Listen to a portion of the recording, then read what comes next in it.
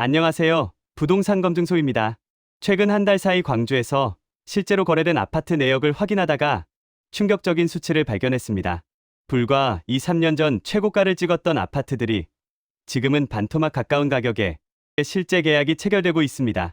북구 신용동, 남구 이맘동, 광산구 쌍암동, 서구 화정동, 그리고 동구 용산동까지 입지가 나쁘다고 보기 어려운 광주의 핵심 주거지들입니다.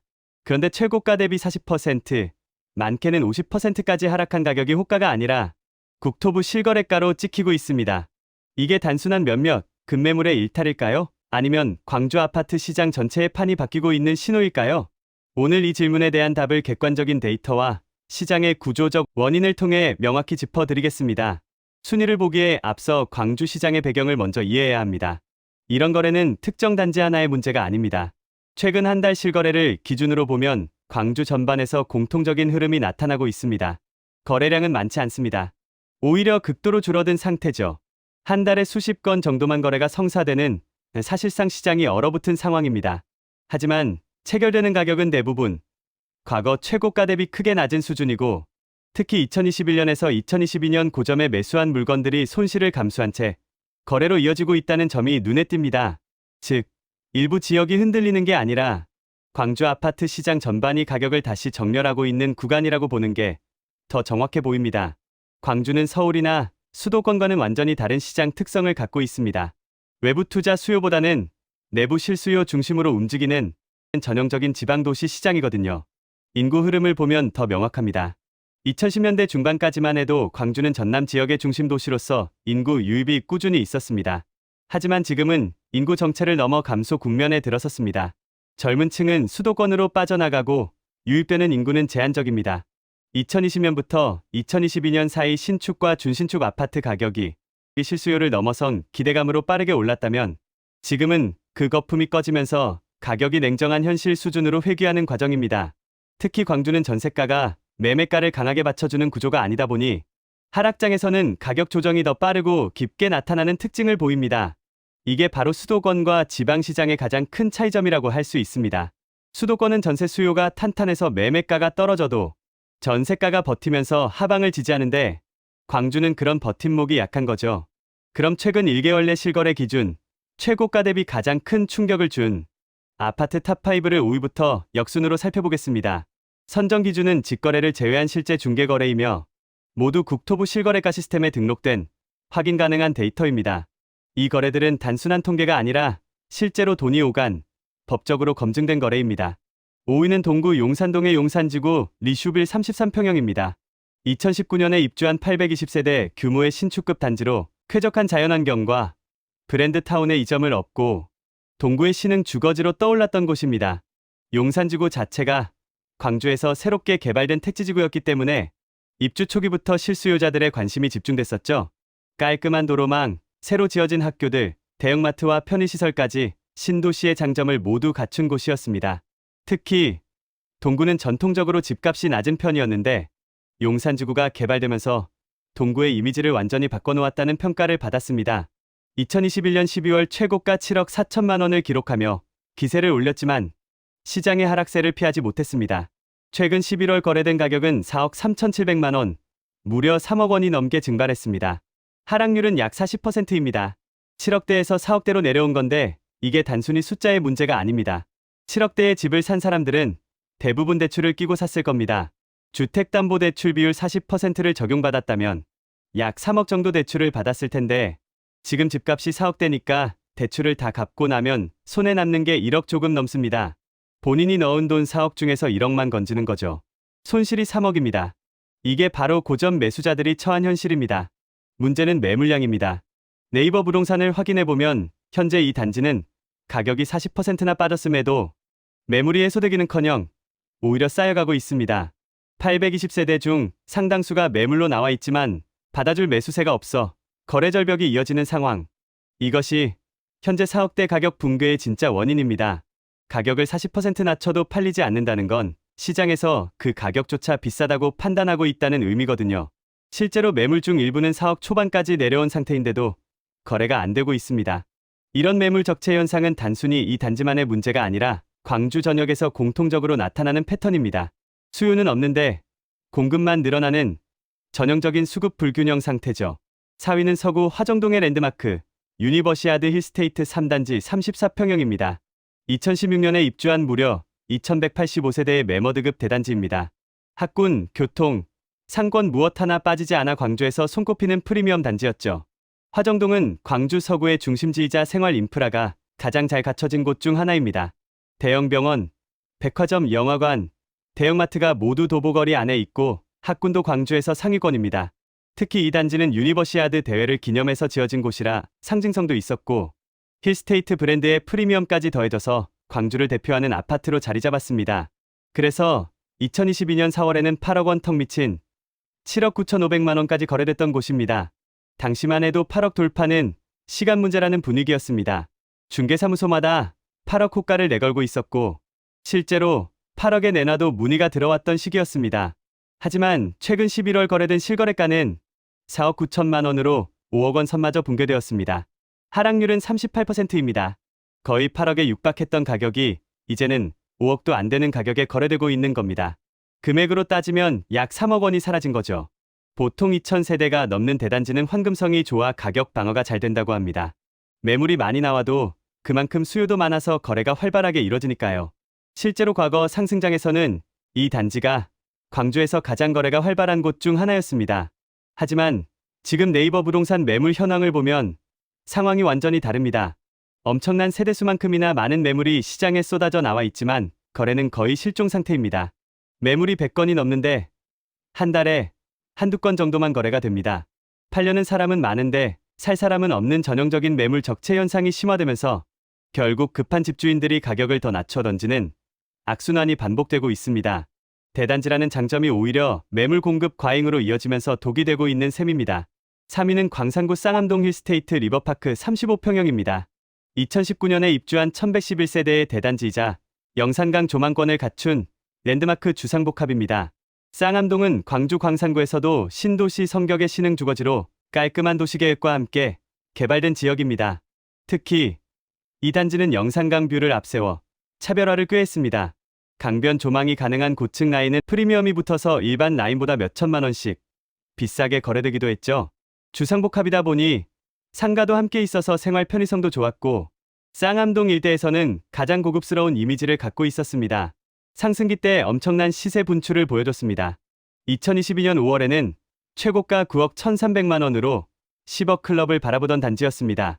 광주에서 10억 가까이 간다는 건 상당한 프리미엄을 받았다는 의미죠. 당시에는 강남의 중저가 아파트 가격이라는 농담까지 나올 정도였습니다. 그러나 최근 11월 거래가는 5억 5,900만 원에 그쳤습니다. 하락액만 3억 5천만 원, 하락률은 38%입니다. 9억대에서 5억대로 내려온 겁니다. 거의 절반 가까이 빠진 거죠. 이곳 역시 네이버 부동산을 보면 9억의 영광은 온데간데 없고 수십 건의 매물이 팔리지 않은 채 쌓여 있는 것을 확인할 수 있습니다.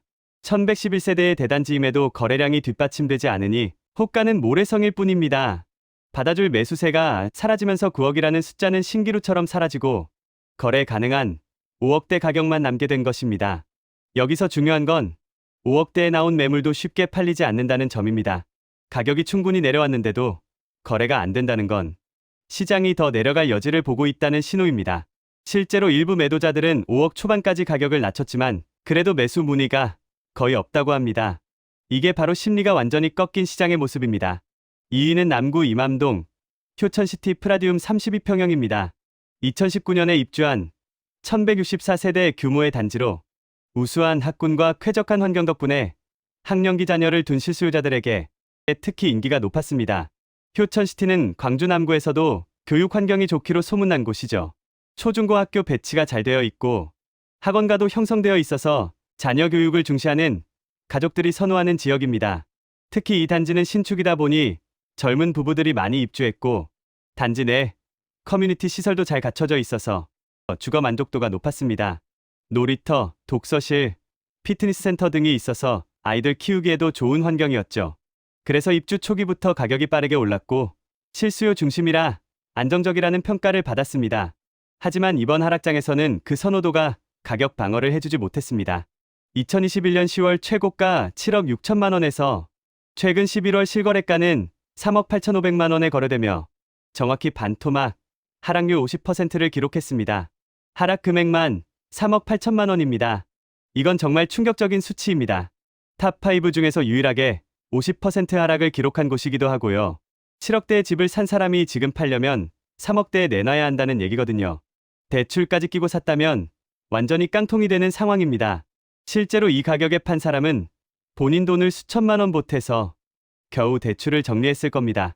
여기서 우리가 읽어야 할 것은 거래량 가뭄의 공포입니다. 네이버 부동산 매물란을 보면 1164세대 대단지에서 수많은 집주인들이 매도를 희망하고 있지만 실제 거래로 이어지는 건 극소수입니다. 매물이 소화되지 않고 적체되다 보니 결국 버티지 못한 급매물 하나가 터질 때마다 시세가 계단식으로 주저앉는 모습입니다. 이게 바로 거래량이 말라붙은 시장의 무서운 점입니다.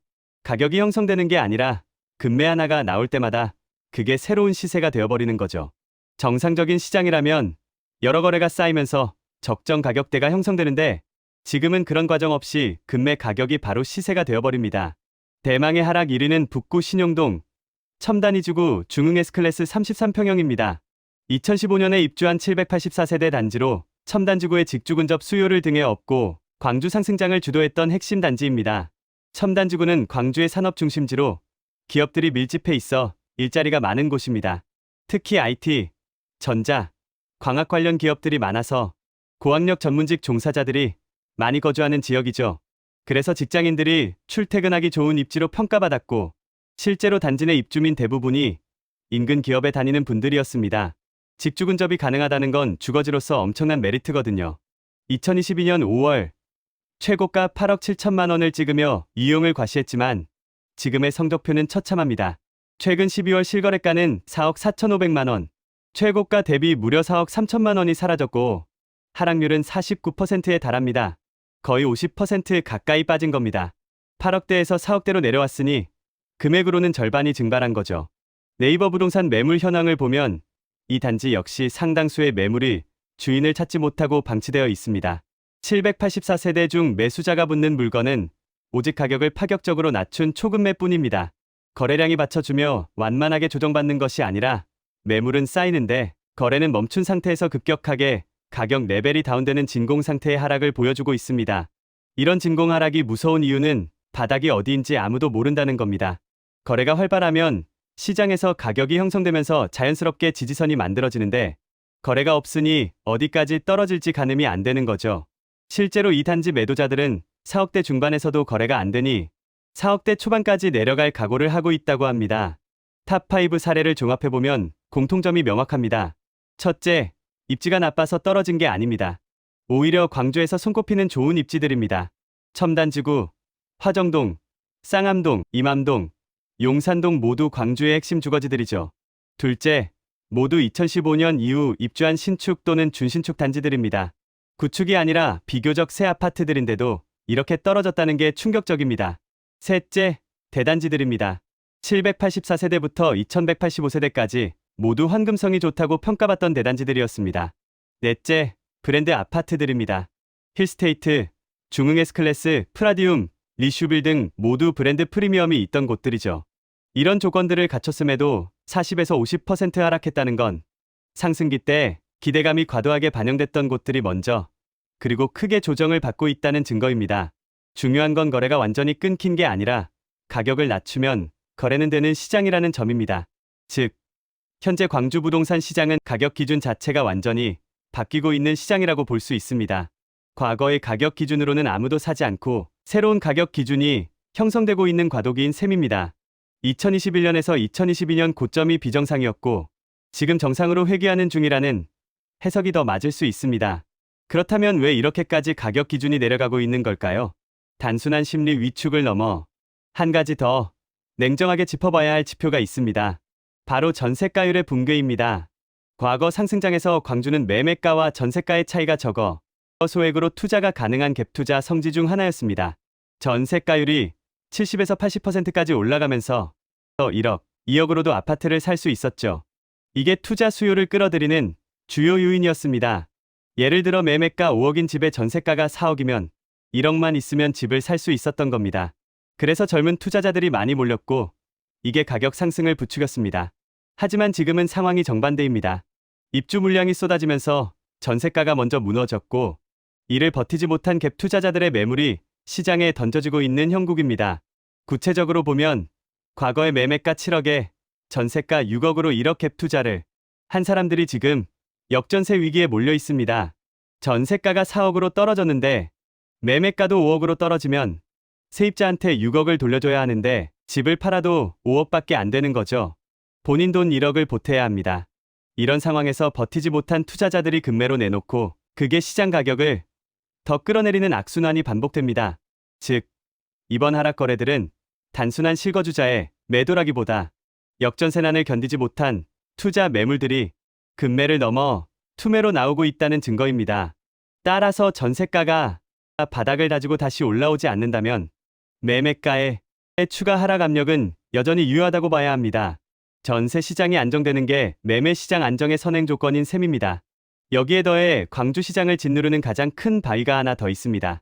바로 공급 물량입니다. 특히 광주는 현재 민간공원 특례 사업으로 인한 대규모 신축 공급이 줄줄이 대기하고 있습니다. 중앙공원지구를 비롯한 여러 지구에서 수만 세대가 공급될 예정인데 이게 기존 아파트 시장에 엄청난 압박으로 작용하고 있습니다. 중앙공원지구 등 대장급 입지에서 쏟아지는 물량들이 구축 아파트의 수요까지 빨아들이는 블랙홀 역할을 하고 있습니다. 더 심각한 건 신축 분양 시장도 어렵다는 겁니다.